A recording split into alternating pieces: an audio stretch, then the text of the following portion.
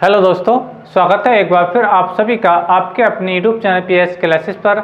जैसे कि दोस्तों आप लोगों की हमें बेहद ही ज़्यादा कमेंट प्राप्त हो रही थी कि सर परीक्षाओं का समय अब बहुत ज़्यादा निकट है और अभी हमारे फिजिक्स के न्यूमेरिकल अगर हम बात करें पहली बुक की या दूसरी बुक की अभी अच्छे से नहीं आते स्टूडेंट, ठीक है। अर्थात आप लोगों ने हमसे रिक्वेस्ट की थी कि सर हमें भौतिक विज्ञान के भाग 1 और भाग 2 एनसीईआरटी वाली बुक से जितने महत्वपूर्ण अंक के प्रश्न हैं अर्थात न्यूमेरिकल्स हैं और एग्जाम्पल्स हैं, कृपया करके हमें उनके वीडियो प्रोवाइड कराइए।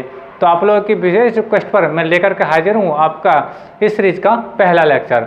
और मैं आपको बताऊँ स्टूडेंट, जब आप लोगों ने कमेंट की है तो मैं आपसे बताऊँ कि मैं अपने इस लेसन पर आपकी एनसीईआरटी वाली जो जैसे ये आप देख रहे हैं ये तो आपका भाग 1 है। मैं भाग 1 के जितने महत्वपूर्ण परीक्षाओं के लिए महत्वपूर्ण न्यूमेरिकल्स होंगे, एग्जाम्पल्स होंगे, केवल उनको डिस्कस करूंगा। इसको कंप्लीट करने के बाद आपकी सेकंड बुक को लगाऊंगा, अर्थात उसके भी जितने इंपॉर्टेंट न्यूमेरिकल्स या एग्जाम्पल्स होंगे मैं आपसे वादा करता हूं कि मैं आपको पूरे करा करके दूंगा स्टूडेंट, ठीक है। याद रखें कि अगर आप कक्षा 12 के विद्यार्थी हैं स्टूडेंट और आप चाहते हैं कि आपके अच्छे नंबर इंटर में आए स्टूडेंट, ठीक है, तो याद रखना कि आपको न्यूमेरिकल बनाना आना चाहिए, क्योंकि अच्छी मार्किंग के लिए ये जो अंक के प्रश्न होते हैं स्टूडेंट, ठीक है, ये आपकी मार्किंग में बहुत ज़्यादा अहम रोल अदा करते हैं। ऐसा इसलिए स्टूडेंट कि अगर आप पिछले सालों के पेपर उठा करके देखें, चलिए पिछले साल के पेपर की बात करता हूँ, ठीक है, तो याद रखना 70 नंबर के पेपर में से 40 नंबर के आपके न्यूमेरिकल्स पूछे गए थे। 70 नंबर का क्वेश्चन पेपर था, 70 में से 40 नंबर के आपके क्या पूछे गए थे बेटा, न्यूमेरिकल्स पूछे गए थे, ठीक है। तो याद रखें बेटा कि न्यूमेरिकल को बिल्कुल भी मिस ना करें और याद रखें ज़्यादा से ज़्यादा फोकस किस पे करें बेटा, एनसीईआरटी सिलेबस पर फोकस करें स्टूडेंट, ठीक है। तो चलिए शुरू करते हैं अपने लेक्चर को। देखिए मैंने ये एग्जांपल लिया है आपकी एनसीईआरटी वाली बुक से अध्याय 1 से और एग्जांपल नंबर है बेटा आपका 1.9। अगर आप इसको आपकी अपनी किताब में देखना चाहते हैं स्टूडेंट तो आप देखिए पेज नंबर 22 पर यह आपको डायग्राम भी दिखेगा स्टूडेंट, ठीक है, और इसका सॉल्यूशन भी देगा, अर्थात ये एग्जाम्पल्स है, लेकिन ये आपको शायद इतनी ईजी से समझ में नहीं आएगा, लेकिन जब मैं कराऊंगा तो आपको 100% समझ में आएगा। और ये एडवांस में समझें कि ये क्वेश्चन परीक्षा की दृष्टि बेटा बहुत ही ज़्यादा इंपॉर्टेंट है, अर्थात ये न्यूमेरिकल बहुत ही इंपॉर्टेंट है और लॉन्ग क्वेश्चन के रूप में आपसे 4 या 5 मार्क्स में पूछा जाएगा स्टूडेंट, ठीक है। चलिए शुरू करते हैं। क्या कहा है इसमें, देखिए मैंने इसका क्वेश्चन ऊपर ही लिख रखा है स्टूडेंट। देखिए क्या है, दो बिंदु आवेश Q1 व Q2 जिनके परिमाण क्रम से +10 की पावर -8 तथा -10 की पावर -8 है, ठीक है। यानी दो बिंदु आवेश हैं जिनके परिमाण कितने हैं, +10 की पावर -8 -10 की पावर -8 हैं, एक दूसरे से 0.1 मीटर दूरी पर स्थित हैं, ठीक है। चित्र में बिंदु A, B तथा C जो डायग्राम दिया है, ठीक है, डायग्राम में आपको बेटा मिलेगा, आपको बनाने की आवश्यकता नहीं है, ये तो अगर डायग्राम उसने दिया है तो आपको एक क्वेश्चन पेपर में बन करके आएगा स्टूडेंट, ठीक है। तो चित्र में A, B तथा C पर वैद्युत क्षेत्र का परिमाण बताना है। यानी आप डायग्राम में देखें, देखिए एक बिंदु A है, दूसरा बिंदु B है, तीसरा बिंदु C है, यानी यहाँ पर वैद्युत क्षेत्र कितना होगा, यहाँ पर वैद्युत क्षेत्र कितना होगा, यहाँ पर वैद्युत क्षेत्र कितना होगा, ये मान उसने पूछे हैं स्टूडेंट। जबकि उसने हमें मान दिए Q1 का मान कितना दिया है, +10 की पावर -8 और Q2 का मान दिया -10 की पावर -8 दिया स्टूडेंट, ठीक है। चलिए हमें देखना है कि A पर वैद्युत क्षेत्र कितना होगा, B पर वैद्युत क्षेत्र कितना होगा, B पर, और C पर वैद्युत क्षेत्र कितना होगा स्टूडेंट, ठीक है। अब देखिए स्टूडेंट, आपने अगर ये सिलेबस बारीकी से पढ़ा है, ठीक है, तो याद रखें कि ये जो सिलेबस में आया है ये वैद्युत द्विध्रुव की निरक्षीय स्थिति जैसा चित्र लग रहा है, वैद्युत द्विध्रुव की निरक्षीय स्थिति जैसा चित्र लग रहा है। अब ये वैद्युत द्विध्रुव है या नहीं उसको देखते हैं, वो कैसे देखेंगे। देखिए Q1 कितना है, +10 की पावर -8, Q2 कितना, -10 की पावर -8, यानी आवेशों के परिमाण बिल्कुल बराबर हैं, आवेशों के जो परिमाण है Q1 और Q2 के बिल्कुल बराबर हैं, लेकिन बेटा क्या है कि ये पॉजिटिव है और ये क्या बेटा आपका नेगेटिव है, अर्थात इनकी प्रकृति क्या है वो अलग अलग है। अर्थात कहने का मतलब ये है, ये क्या है, एक वैद्युत द्विध्रुव है, ये क्या है, एक वैद्युत द्विध्रुव, ये क्या बना हुआ है बेटा, एक वैद्युत। ये हमने कैसे पहचाना, ये हमने ऐसे पहचाना कि दो आवेश है और दोनों के आवेश जो है एक दूसरे के बराबर में है, लेकिन उनकी प्रकृति अलग है। Q1 आपका पॉजिटिव है, Q2 आपका नेगेटिव स्टैंड, ठीक है। तो ये यहाँ से यहाँ तक क्या है, एक वैद्युत द्विध्रुव है, ठीक है। एनसीईआरटी में यहाँ पे इसका कोई नाम नहीं दिया है, मैं इसके लिए नाम लिख देता हूँ। मान लीजिए P है ये और ये Q है, यानी P की क्या बेटा आपका एक वैद्युत द्विध्रुव है, ठीक है। आई क्वेश्चन में आ रहा होगा। तो आपको बिंदु ए पर तीव्रता बतानी है, बिंदु बी पर तीव्रता बतानी है और बिंदु सी पर तीव्रता बतानी है स्टूडेंट। ठीक है, चलिए अब देखिए जब हम इस वाले आवेश Q1 से जब यहाँ तीव्रता निकालेंगे, एक ही मैं बात कर रहा हूँ, केवल एक ही, ठीक है, तो मुझे ये पता चाहिए यहाँ से यहाँ तक की दूरी कितनी है, यहाँ से यहाँ तक की दूरी कितनी है। अब ये दिखाता हूँ मैं कि P से लेकर के Q तक की दूरी कितनी है, 0.1 मीटर, यानी P से Q तक की दूरी कितनी है बेटा आपकी 0.1 मीटर है। तो A क्या है, इसका मध्य बिंदु है, A क्या है, इसका मध्य बिंदु है। तो फिर ये क्या हो जाएगी, इसकी हाफ हो जाएगी, क्या हो जाएगी बेटा, हाफ। यानी मैं इस चीज़ को कैसे लिख सकता हूँ, अगर पॉइंट खत्म करता हूँ, जब पॉइंट खत्म करूँगा तो क्या हो जाएगा, ये 1 गुणा 10 की घात माइनस से कितना हो जाएगी, 1 मीटर हो जाएगी। यानी 0.1 को हम क्या लिख सकते हैं, 0.1 को बेटा हम लिख सकते हैं कि 1 गुणा 10 की घात माइनस का, यानी पॉइंट हटाकर मैंने एक घात बढ़ा दी माइनस की। ठीक है स्टूडेंट, ठीक है। अच्छा अब ये यहाँ से यहाँ तक पूरा P से लेकर के Q तक कितना, 1 गुणा 10 की घात माइनस के 10 है, ठीक है, या 0.1 मीटर है। तो हमें आवश्यकता है यहाँ तक की, ये कितना है, और A क्या बेटा, इसका मध्य बिंदु है, तो ये इसकी आधी हो जाएगी। इसकी 1 की आधी कितनी होती है, 1/2, यानी ये हो जाएगा आपका 1/2 गुणा 10 की घात माइनस के 1। इसी प्रकार से ये भी इसका आधा होगा, क्योंकि A क्या है, PQ का मध्य बिंदु है। जब ये 1 गुणा 10 की घात माइनस के 1 मीटर है तो आधी कितनी होगी, 1/2। इसी प्रकार ये भी आधी कितनी हो जाएगी, 1/2 गुणा 10 की घात माइनस के 1 मीटर हो जाएगी। आई होप समझ में आ रहा होगा स्टूडेंट। ठीक है, चलिए अब तीव्रता निकालते हैं। हमें पता है कि यहाँ से तीव्रता निकालेंगे तो मुझे R का मान नहीं पता है, Q का मान नहीं पता है। जब मैं यहाँ से तीव्रता निकालूंगा इस आवेश के कारण A पर, तो मुझे R का मान नहीं पता है और Q का मान नहीं पता है, यानी मैं यहाँ पे तीव्रता निकालने में कोई प्रॉब्लम नहीं आएगी स्टूडेंट। ठीक है, चलिए अब देखिए ये प्लस आवेश है और बिंदु A पर तीव्रता निकालनी है, तो तीव्रता हमेशा प्लस से दूर होती है, तीव्रता हमेशा प्लस से दूर होती है। यानी जब हमें तीव्रता निकालेंगे बेटा, यहाँ से तीव्रता निकालेंगे तो A से क्या आएगी, A से Q की ओर को, यानी प्लस से दूर की ओर, या ऐसे कह दो P से A की ओर को, P से A की ओर। तीव्रता क्या होती है, प्लस से दूर की ओर होती है, Q सदिश आती है, यानी P से A की ओर का इस टाइप को आएगी। ये क्या रहेगा बेटा आपका E1 रहेगा। इसी प्रकार जब हम Q2 के कारण तीव्रता निकालेंगे यहाँ पर, तो Q2 क्या नेगेटिव है, तो नेगेटिव आवेश की ओर होती है, इसलिए E2 का मान बेटा आपका इधर ही आएगा। ये देखिए ये क्या आएगा बेटा आपका E2 आ जाएगा। आई क्वेश्चन में आ रहा होगा। अब इनके क्या परिमाण आएंगे अभी मैं आपको निकाल करके दिखाता हूँ। चलिए सॉल्व करते हैं। देखिए पहले क्वेश्चन की जो वैल्यू थी उसको लिख लेता हूँ। सॉल्यूशन में दिया है, देखिए आपको मान लीजिए PQ कितना दिया है, PQ R दिया है आपको 0.1 या 1 गुणा 10 की घात माइनस के 1 मीटर। ठीक है, मैं आपको 0.1 मीटर या 1 गुणा 10 की घात माइनस के 1 मीटर। ठीक है स्टूडेंट, मैंने पॉइंट को बेटा इसलिए हटा दिया क्योंकि अधिकांश बच्चों को पॉइंट वाले सवालों को सॉल्व करने में थोड़ी दिक्कत आती है स्टूडेंट। ठीक है, इसलिए मैंने ऐसे किया। अच्छा अभी PQ इतना तो इसका आधा कितना हो जाएगा, PA, जिसकी मुझे जरूरत पड़ेगी, तो लिख सकता हूँ मैं तब PA बराबर कितना, QA, क्योंकि PQ का मध्य बिंदु A है, तो जितना ये होगा उतना ही होगा। तो ये कितना होगा स्टूडेंट, यानी ये QA है, ये कितना होगा, ये कितना होगा 1/2 गुणा 10 की घात माइनस के 1 मीटर।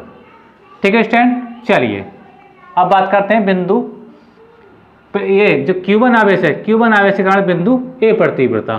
ठीक है, चलिए तो लिखता हूं मैं, देखिए Q1 आवेश, चाहे Q1 लिख लें चाहे थोड़ा आसानी बात हो जाएगी, अब ये लिख लें, चलो Q1 से करा देता हूं ताकि आपको बेटर समझ में आए, तो शॉर्ट हो जाएगी एक लाइन। Q1 आवेश के कारण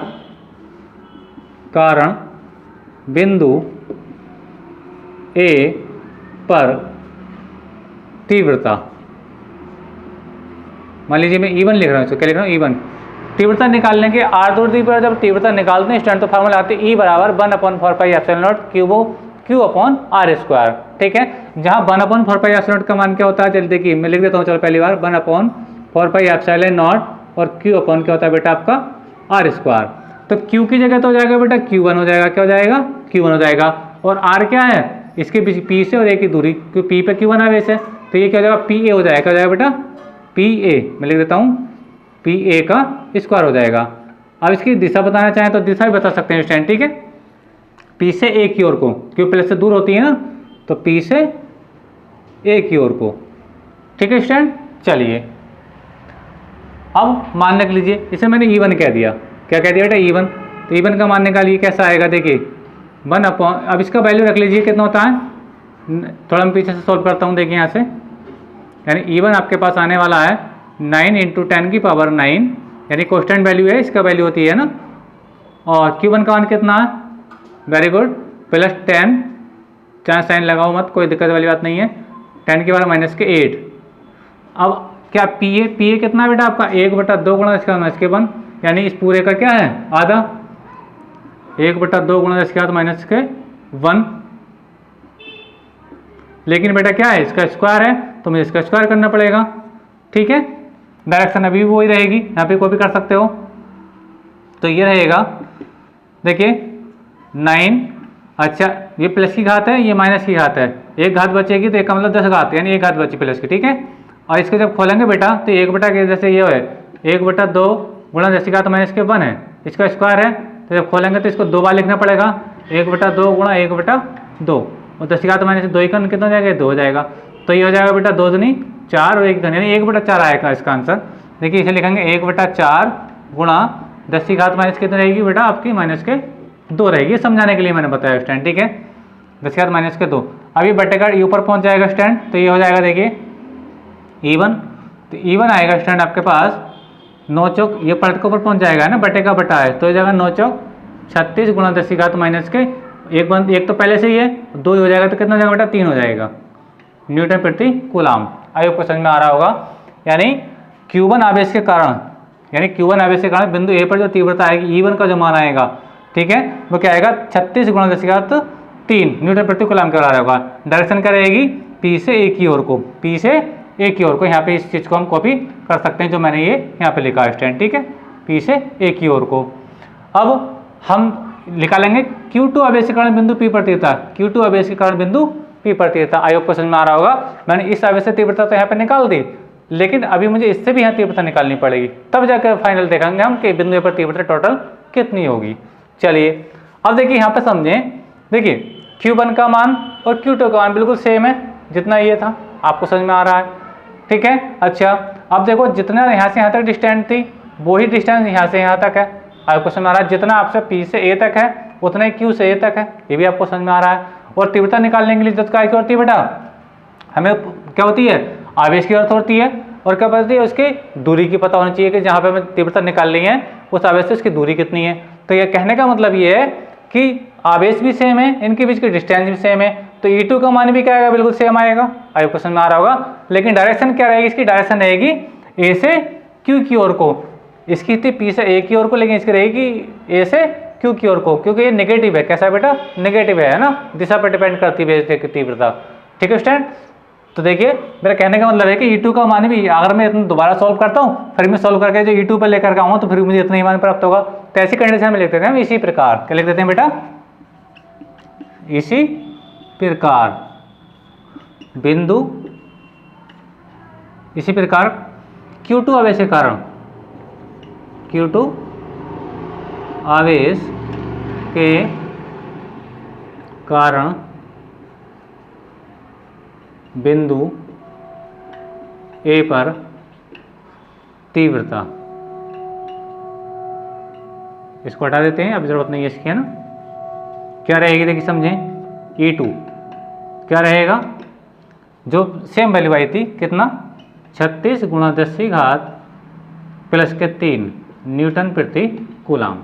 तो देखिए हाँ डायरेक्शन बता दीजिए, इसकी डायरेक्शन क्या रहेगी, A से Q की ओर को, A से Q की ओर को, E से Q की ओर, क्यों, क्योंकि वो नेगेटिव चार्ज है, ठीक है, इसलिए माइनस की ओर रहेगी वो। ठीक, अब देखें E1 और E2 दोनों एक ही दिशा में हैं, इसलिए अब क्या हो जाएंगे बेटा, ये दोनों आपस में ऐड हो जाएंगी, क्या हो जाएंगे बेटा, ऐड, ठीक है, आपको समझ में आ रहा होगा।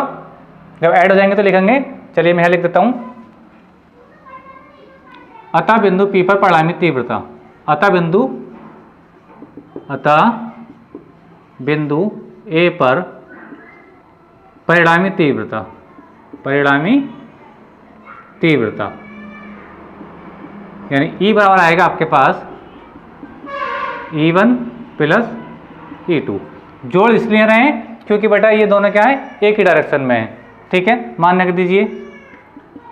तो E1 E2 के मान सेम है बिल्कुल, E1 भी है और E2 भी आपका बेटा ये है, तो हो जाएगा 36 गुणा 10 की घात 3 प्लस 36 गुणा 10 की घात 3, दोनों को ऐड करोगे कितना हो जाएगा? वेरी गुड, 72 इंटू 10 की पावर 3 न्यूटन प्रति कूलाम। आई आपको समझ में आ रहा होगा। तो ये है इसका पहला आंसर, यानी बिंदु ए पर जो परिणामी तीव्रता होगी बेटा कितनी होगी? वो होगी 72 गुणा 10 की घात 3, या पॉइंट लगाओगे तो घात 4 हो जाएगी स्टूडेंट। आई होप कि ये आपको समझ में आया होगा। ठीक है स्टूडेंट, तो इसका ये पहला पार्ट मैंने आपको सोल्व कर दिया, बिंदु ए पर परिणामी तीव्रता मैंने आपको निकाल करके बताई स्टूडेंट। ठीक है, अब हम किस पर निकालेंगे? बिंदु बी पर तीव्रता निकालेंगे। तो स्टूडेंट आप पहले इसका स्क्रीनशॉट लीजिए या अपने नोट्स में से कॉपी कर लीजिए, मैं इसको रफ करूंगा तब इसको आगे समझाऊंगा। कर लीजिए।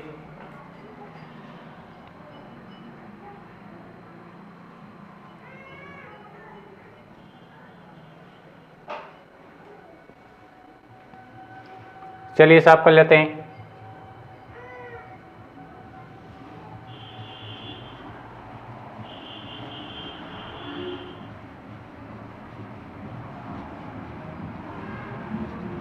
अब देखिए, अब निकालेंगे बिंदु बी पर तीव्रता। किस पर निकालेंगे? बिंदु बी पर। ठीक है, बात को समझें, समझे पहले। अब देखिए ए का मान हो गया, अब हम देखेंगे बी पे लिए। अब बी पर जब तीव्रता निकालेंगे स्टूडेंट, तो पहले ये जो Q1 आवेश है इसके कारण तीव्रता निकालेंगे यहाँ। अब ये देख रहे हैं कि Q1 तो प्लस का है और तीव्रता प्लस से दूर होती है। प्लस से कैसी होती है बेटा? दूर होती है। अब क्वेश्चन में आ रहा होगा, यानी ये कौन सा आवेश है? प्लस आवेश है। कौन सा आवेश है बेटा? प्लस आवेश है। और तीव्रता हमेशा प्लस से क्या होती है बेटा? दूर की ओर होती है।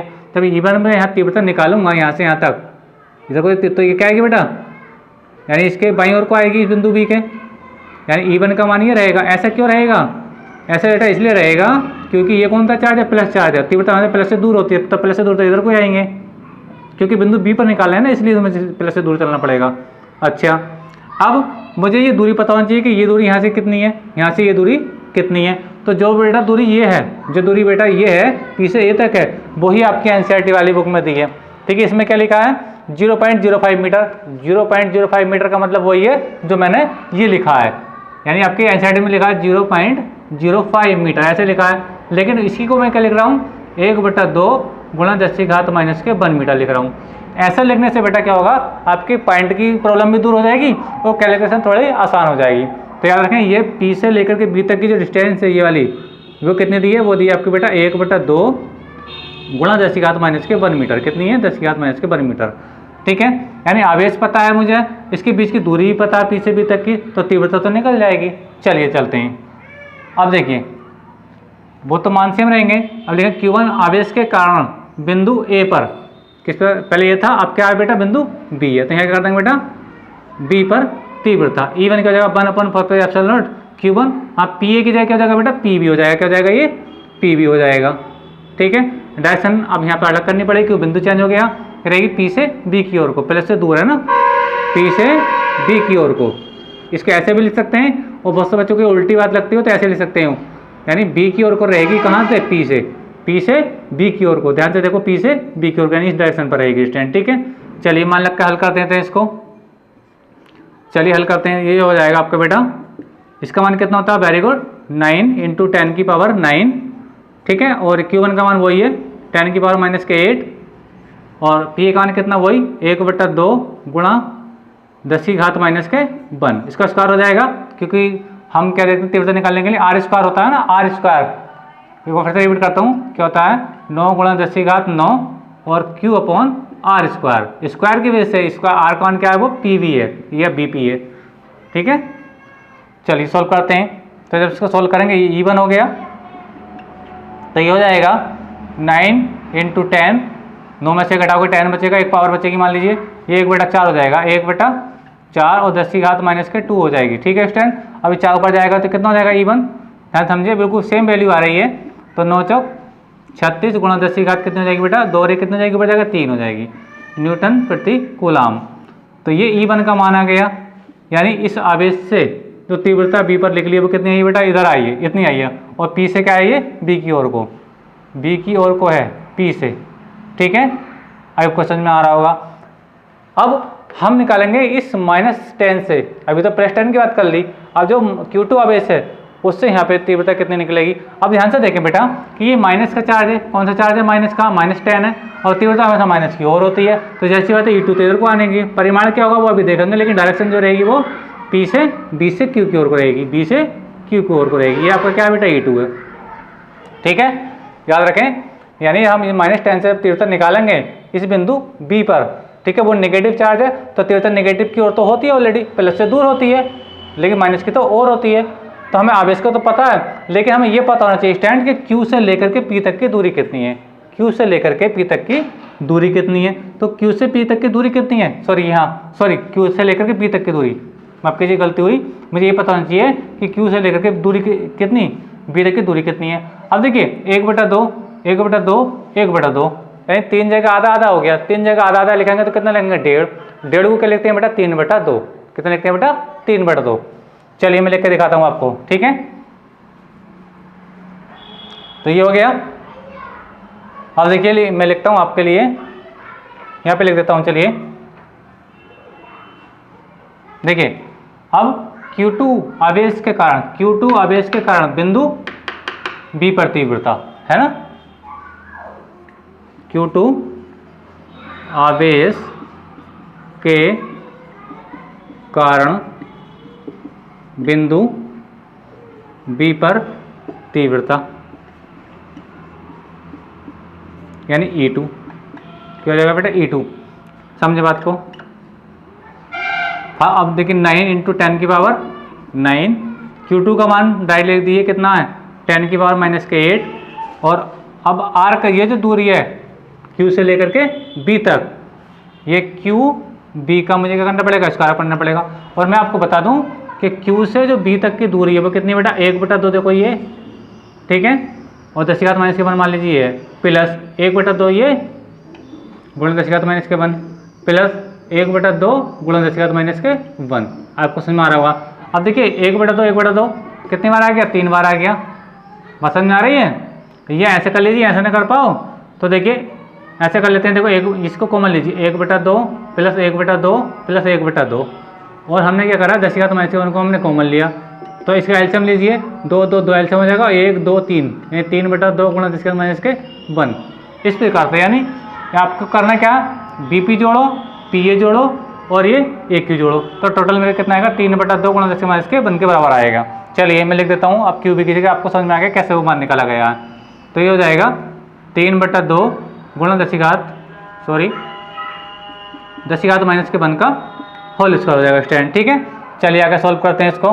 तो ये हो जाएगा स्टैंड E2 बराबर हो जाएगा 9 गुणा, ये तो पावर 10 ही हो जाएगी आपकी, बनी रह जाएगी, इसको खोलेंगे तो 3 का हो जाएगा 9, ठीक है स्टैंड, और ये जो बटे का बटा ऊपर पहुंच जाएगा 4 ऊपर पहुंच जाएगा इस टाइप से, ठीक है स्टैंड, और ये 10 के बाद माइनस के कितना बेटा 2, ठीक है। 9/4 हो जाएगा, तो 4 जो मैंने ऊपर लिख दिया तो 9 से 9 बेटा कैंसिल हो जाएगा, तो E2 जो आएगा आपके पास E2 ये आएगा आपके पास 4 गुणा 10⁻, ये ऊपर जाकर 3 हो जाएगी 3 न्यूटन प्रति कूलाम। ये E2 का मान आ गया, किसका मान आ गया बेटा E2 का, E1 का ये है E2 का ये है, लेकिन डायरेक्शन इस पर लिखनी पड़ेगी मुझे, डायरेक्शन लिख देता हूँ, क्या रहेगी B से Q की ओर को, B से Q की ओर को रहेगी, ठीक है। अब देख रहे हैं कि E1 और E2 एक दूसरे के अपोजिट हैं यानी विपरीत हैं। यहाँ पे क्या था बेटा दोनों एक ही दिशा में थे, लेकिन यहाँ पे क्या एक दूसरे के विपरीत हैं, तो विपरीत होता अब जब एक दिशा में तो हमने जोड़ा था, लेकिन आपको क्या करेंगे आपस में E1 और E2 को आपस में घटा देंगे, ठीक है स्टूडेंट। चलिए अब मैं इसको थोड़ा साफ कर लेता हूँ ताकि आपको बेटर समझ में आ सके। चलिए यहीं पे कर देता हूँ इसका आंसर में, मैं लिखूंगा अतः बिंदु B पर परिणामी तीव्रता, अतः बिंदु B पर परिणामी तीव्रता, अतः B पर परिणामी तीव्रता, शॉर्ट में लिख दिया परिणामी तीव्रता, क्या हो जाएगी E, संकेत में B लिख लो, एनसीईआरटी में B लिख दिया, हालांकि परिणामी तीव्रता निकाल दी है E भी लिख दिया। अभी मैंने यहाँ पे इसके ए पे निकाला तो वहाँ EA भी कर सकते थे, क्या कर सकते हैं बेटा EA भी लिख सकते थे, है ना। चलिए तो क्या हो जाएगा E1 माइनस E2, घटा क्यों रहा हूँ कि दोनों एक दूसरे के विपरीत हैं, ठीक है स्टूडेंट। चलिए तो ये आएगा E भी बराबर हो जाएगा, मान्य कि E1 का मान कितना है, ये है E1 अपने पास ही है, कितना है 36 गुणा 10⁻³ माइनस E2 कितना है, E2 ये है स्टैंड E2 है 4 गुणा 10 की घात माइनस के 3, 4 गुणा 10 की घात माइनस के प्लस के 3। तो आप देखिए 36 में से जब 4 घटाएंगे तो कितना बचेगा, यानी EB का मान आएगा 36 में से 4 घटाइए कितना बचा, वेरी गुड 32 गुणा 10 की घात 3 न्यूटन प्रति कूलाम। तो ये बेटा ये बिंदु बी पर पढ़ाएंगे तीव्रता ये EB का मतलब है बिंदु बी पर, ठीक है। अभी जो बिंदु ए पर निकाला था मैंने ई लिख देता हूँ, ई भी लिख सकते हैं, इससे कोई प्रॉब्लम वाली बात नहीं है स्टूडेंट, ठीक है। अब बिंदु बी पर पढ़ाएंगे तीव्रता बेटा इतनी आएगी। अब हमें निकालना है कि बिंदु सी पर पढ़ाएंगे तीव्रता कितनी आएगी, बिंदु सी पर पढ़ाएंगे तीव्रता कितनी आएगी। अब देखिए बिंदु सी पर तीव्रता निकालने के लिए जब मैंने आर्टिकल आपको पढ़ाया था, ठीक है, तो E1 और E2 का वही अभी हम मान तो निकाल लेंगे, ठीक है।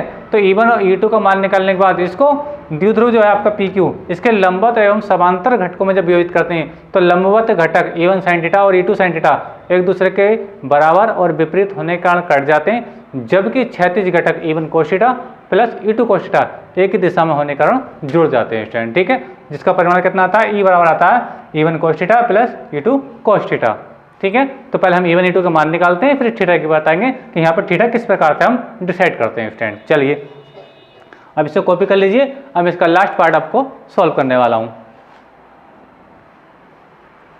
कर लीजिए। याद रखें स्टूडेंट कि न्यूमेरिकल थोड़ा बड़ा जरूर है लेकिन परीक्षा के लिए बहुत इंपॉर्टेंट है, इसलिए मैं आपको करा रहा हूँ। अब बात करेंगे बेटा हम बिंदु सी की, कि बिंदु सी पर पढ़ाएंगे तीव्रता कितनी आएगी बस, और ये इसका लास्ट टारगेट है। देखिए बिंदु सी पर तीव्रता निकालना है यहाँ पर, ठीक है। तो Q1 से भी निकालनी पड़ेगी और Q2 से भी निकालनी पड़ेगी। आयोग क्वेश्चन में आ रहा है। और इसमें एक चीज़ समझे बेटा कि Q1 और Q2 के मान तो समान है, Q1 और Q2 के मान तो समान है, लेकिन मजे की बात बच्चों ये है कि जितनी Q1 से दूरी C की है उतनी ही Q2 से दूरी C की है, कि वो कितनी है 0.1 मीटर, 0.1 मीटर। और जिसको मैं क्या लिख सकता हूँ, इसको लिख सकता हूँ, चलो मैं यह करके लिख देता हूँ 1 गुणा 10 की घात माइनस के 1 मीटर। यानी जब ऐसे करेंगे ना इससे, तो आपको इससे जो पॉइंट है ना ये प्रॉब्लम आपकी दूर हो जाएगी, फिर आपको कैलकुलेशन करने में दिक्कत नहीं आएगी, ठीक है। तो कहने का मतलब है जितनी Q1 आवेश से C की दूरी है उतनी ही Q2 आवेश से C की दूरी है, यानी R का मान तो बिल्कुल सेम है, ठीक है। और देखिए आवेश भी बिल्कुल बराबर है, जितना प्लस जितना Q1 है उतना ही क्या आपका Q2 है। कहने का मतलब ये है कि जितना E1 का मान आएगा उतना ही E2 का मान आएगा। कारण क्या है, क्योंकि तीव्रता निकालने के लिए आवेश और दूरी चाहिए, तो आवेश भी दोनों के सेम है, दूरी भी दोनों की सेम है, तो 2 बार निकालने से का मतलब फायदा क्या, हम एक ही बार निकाल देंगे। आयोग क्वेश्चन में आ रहा होगा स्टूडेंट, यानी E1 और E2 के मान सेम ही आने वाले हैं, ठीक है। आपकी R का मान कितना रहेगा 1 गुणा 10 की घात माइनस के 10 मीटर के बराबर रहेगा, ठीक है। यहाँ पे ऐसा नहीं करना क्योंकि ये तो इसका हाफ हुआ था तब 1/2 आया था स्टूडेंट, ठीक है। चलिए आगे देखते हैं। देखिए Q1 आवेश के कारण, तो Q1 या Q2 दोनों में से कोई सा कर लेते हैं ना, तो मैं ऐसे लिख देता हूँ। चलिए इस लाइन को बैठा देता हूँ ताकि आपको कंफ्यूज ना करे। ये तीसरा पॉइंट हम करने जा रहे हैं इसका, ठीक है। बिंदु C पर तीव्रता कैसे निकालेंगे। तीव्रता तो टोटल आएगी, वो आएगी बेटा EC बराबर जाएगा E1 cos theta plus E2 cos theta, ठीक है। लेकिन आप सोचते हैं कि E1 E2 के मान कहाँ से आएंगे, इसको मैंने समीकरण 1 कह दिया, इसको मैंने समीकरण 1 कह दिया, जो हमने अपने जब इसको सवाल को हमने कराया था, जब इसके आर्टिकल्स पढ़ाए थे तभी कराया था। अब इसको हम समीकरण कह दिया। अब हम E1 E2 का मान निकाल लें। E1 E2 का मान देखिए कैसे निकालेंगे, E1 और बराबर E2। मैंने अभी आपको बताया कि E1 और E2 के मान सेम आएंगे। क्यों आएंगे, क्योंकि दोनों से बिंदु C की दोनों आवेश से जो C की दूरी वो बराबर है, ठीक है। जितना ये उतना ये, यानी ये भी 0.1 है तो ये भी इसकी ये बात लिख लेंगे, है ना। और इसके जो आवेशक परिमाण है वो भी सेम है।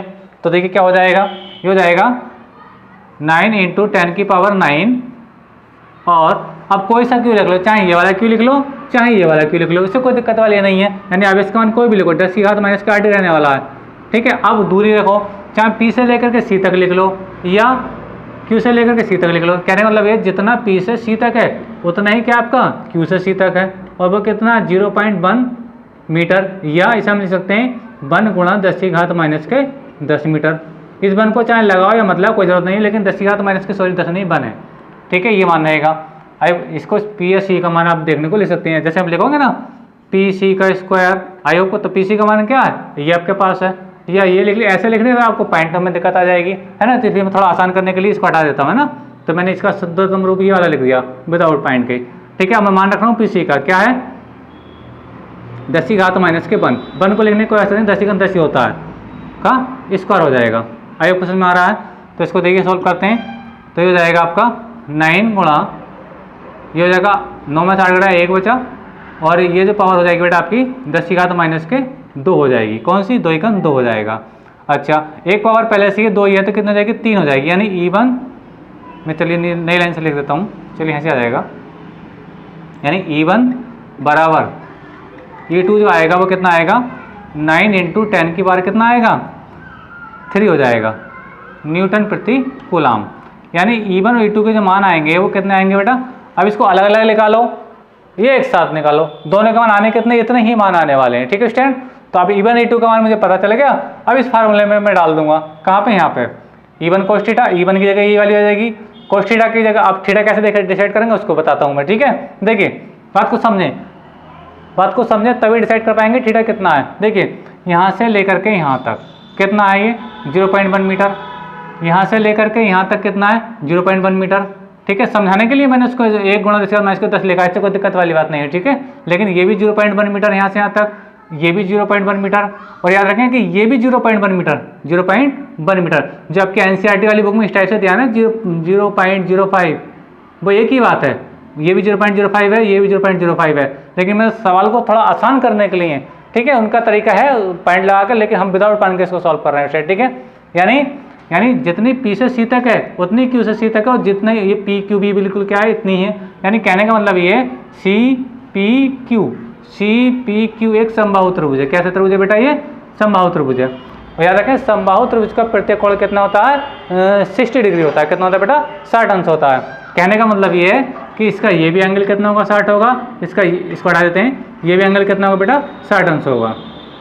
आई होप को समझ में आ रहा होगा। यानी ये भी 60 अंश है, ये भी 60 अंश है, और ये भी कितना होगा, 60 अंश होगा।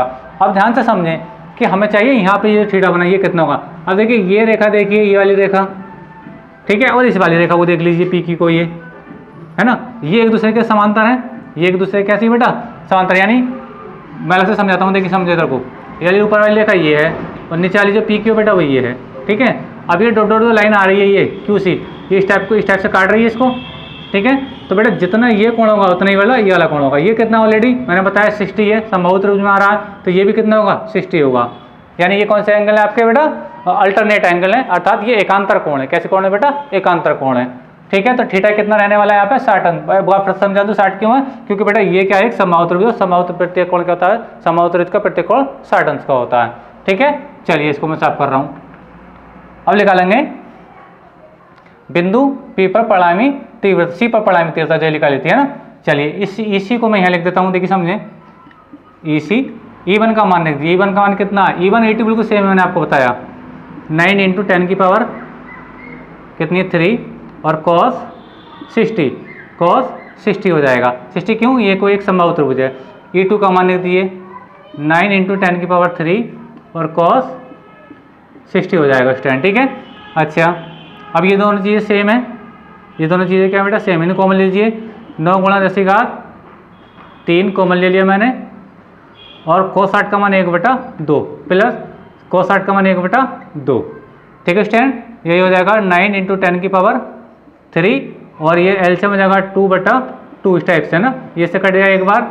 तो जब गुणा करोगे बेटा, जब गुणा करोगे तो आपके पास आएगा 9, ये इसी का मान आ रहा है 9 × 10 की पावर 3 न्यूटन प्रति कूलाम। ये तो स्टूडेंट ये एग्जाम्पल मैं आपको पूरी तरीके से कंप्लीट करा चुका हूँ। आई होप कि ये एग्जाम्पल आपको समझ में आया होगा। अगर वीडियो आपको समझ में आया स्टूडेंट, ठीक है, तो वीडियो को भी लाइक कीजिए, शेयर कीजिए एंड कमेंट कीजिए। और याद रखें बेटा कि इस एग्जाम्पल की तैयारी जरूर से जरूर करनी है। मैं फ्री बता रहा हूँ कि आपके पेज नंबर 22 पर अध्याय नंबर 1 पर एनसीईआरटी वाली बुक में एग्जाम्पल है 1.9, कितना बेटा 1.9। और याद रखें बेटा बहुत ही महत्वपूर्ण सवाल है, बहुत ही महत्वपूर्ण सवाल है, ठीक है। विशेष तौर पर मेरे लिए इस सवाल को एग्जाम में तैयार करके जरूर जाए स्टूडेंट, ठीक है। तो मिलेंगे अगले वीडियो में, तब तक के धन्यवाद, थैंक यू।